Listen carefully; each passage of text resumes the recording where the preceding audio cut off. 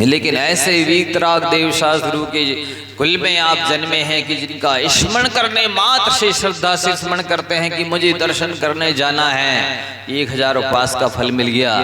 लखा गमन करे, जैसे ही आप देव शास्त्रु के दर्शन करने के लिए, पूजन करने के लिए, आहार देने के लिए घर से चल पड़ते हैं, लाखों उपवासों का फल मिल जाता है। कोड़ा कोड़ी अनंत फल, कोड़ा कोड़ी उपवासों का नहीं, अनंत उपवासों का फल मिल जाता है। जैसे ही आप आकर की श्रद्धा से, विनय से नमस्कार करते हैं, दर्शन करते हैं, अपनी भक्ति करते हैं बंधुओं, ऐसा पवित्र पावन ये धर्म है। और साथ ही ऐसे बहुत सारे लोग हैं जहां पर कहीं तो जिनालय ही नहीं है, ऐसे बहुत सारे स्थान हैं जहां पर शास्त्र ही सुनने वाले, सुनाने वाले भी नहीं है और शास्त्र भी नहीं है। ऐसे बहुत सारे स्थान इस भारत में ही हैं जहां दिगंबर गुरुओं की 50 बरस तक चरण ही नहीं पड़ते ही नहीं है, तरसते रहते हैं। हम लोग को बोलते हैं महाराज श्री आप हमारे यहाँ पधारिए, हम लोगों को तो ऐसी जिन मुद्रा के दर्शन ही नहीं होते, हम लोगों को एक ग्रास देने का सौभाग्य नहीं मिलता है। आप सौभाग्यशाली हैं कि लगातार शायद वर्ष में कुछ ही समय रहा हो जब साधुओं का इस जबलपुर संस्कार धानी में समागम न रहा हो, न एक के बाद एक कोई ना कोई साधुओं का आहार विहार निहार चलता ही रहता है। और बंधुओं, ये परम पावन घड़ी, पवित्र घड़ी आपके सामने आ रही है जब आप जिसको कहते हैं ये तन भी नश्वर है, मिट्टी में मिल जाने वाला है, 2 मुट्ठी राख बन जाने वाली है, धन भी नश्वर है, जिसके लिए बेस्या सम लक्ष्मी अति चंचल या का कौन पतियारा, लक्ष्मी का स्थायी स्वामी कोई नहीं होता है। लक्ष्मी जो नश्वर चंचला लक्ष्मी है, ये नश्वर धन है जो आप सबके पास है, आप वो स्थायी स्वामी आप उसके नहीं है। और कहना चाहिए जो कुछ भी सानिध्य मिला है सब कुछ क्षणिक है, क्षणभंगुर है, लेकिन बहु धन बुरा हो भला कहिए लीन परोपकार में। ये बुरा धन जो परिग्रह कहलाता है, जो पाप कहलाता है, यदि उसको परोपकार में लगा दिया जाता है तो भला माना जाता है, वो अपने अविनश्वर पद को प्राप्त कराने में साधन बन जाता है। ये परम पावन बेला घड़ी आने वाली जब 3 लोक के नाथ को आप उच्चासन देंगे, वेदी पर विराजमान करेंगे, तो एक दिन नियम से आप भी वेदी पर विराजमान हो जाएंगे।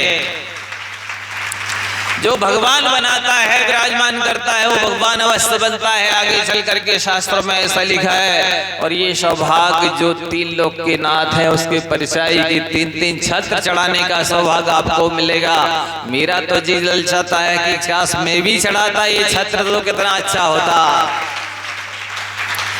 ये 3 लोक के नाथ हैं और कोई दूसरा देवी देवता रागी द्वेषी कामी क्रोधी 3 लोक का नाथ नहीं है। ये इनके लिए तो सौधर्मेंद्र से लेकर सर्वार सिद्धि के सब तक के चतुर्निकाय के देव प्रतिपल नमस्कार करते हैं। और आप क्या करेंगे, पूजा भक्ति जैसी वो अष्टद्रव्य की सामग्री कल वृक्षों से लेकर के, और नंदीश्वर दीप है, समेरु पर्वत है और उषगिरी है, इत्यादि सारे दीपों में जाकर के अष्टानिक इत्यादि में और प्रतिदिन भी भक्ति करते हैं बंधुओं। अधोलोक का धर्मेंद्र भी जिनकी भक्ति करने के लिए आता है, मध्यलोक के चक्रवर्ती नारायण प्रतिनारायण बलभद्र आदि भी जिन्हें नमस्कार करते हैं, ऐसे 3 लोक के नाथ उनकी परिचय के छत्र चढ़ाने का सौभाग्य आपको मिलेगा। चमर जिनके लिए माने कहना चाहिए राजा महाराजा क्या, चक्रवर्ती क्या, इंद्र स्वयं सौधर्मेंद्र नौकर की तरह चमर लेकर के ढुरा करके अपने आप को सौभाग्यशाली समझता है, वो क्षण भी आपको मिलने वाले हैं।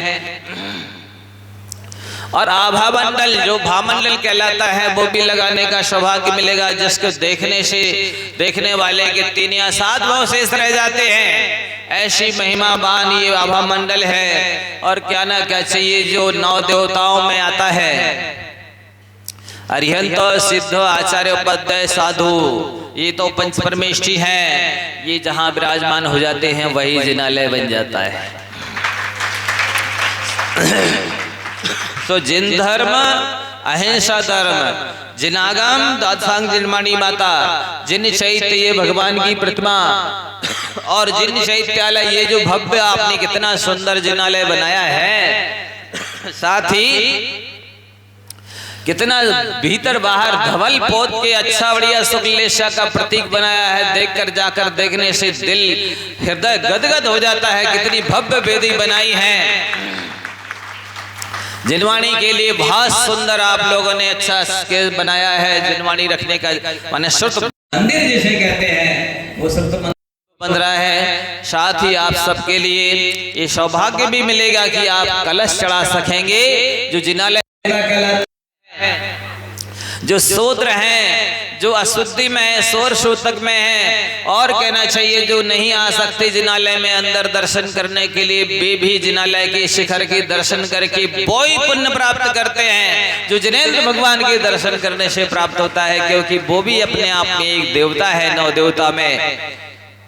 तो आपको उस कलश चढ़ाने का भी सौभाग्य मिलने वाला है। और जो ध्वजा पताका है जिन शासन की जयवंत हो वह उसकी प्रतीक है कि ये जैन धर्म हमेशा हमेशा जयवंत रहे।